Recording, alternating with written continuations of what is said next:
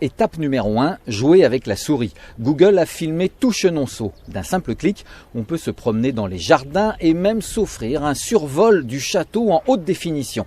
L'Institut culturel de Google a mélangé les techniques actuelles de visite virtuelle en 3D à celles plus anciennes du Street View, déjà utilisées ici depuis 10 ans. On peut tout à fait se télétransporter, si je puis dire, en immersion via son écran et progresser dans le château en se baladant de pièce en pièce et notamment découvrir cette belle galerie. Et le but, c'est quand même de susciter l'envie de venir et c'est un peu comme si vous vouliez regarder des vidéos sur YouTube de votre concert préféré, mais vous allez tout de même le voir en concert parce qu'il y a l'ambiance, il y a toute l'histoire qui est imprégnée ici.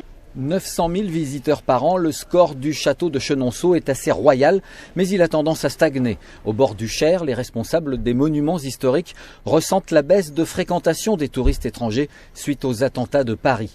Ils espèrent que Google va les aider à relancer les visites. La plateforme Google est mondiale, donc ça peut être intéressant de susciter l'envie, je sais pas, d'une personne qui se connecte en Amérique du Sud. On essaie justement de dépoussiérer entre guillemets l'image des châteaux de la Loire. Sous le regard de Catherine de Médicis, les administrateurs du château sont les seuls à gérer en toute liberté les pages du site Google où ils présentent les expositions temporaires qu'ils organisent.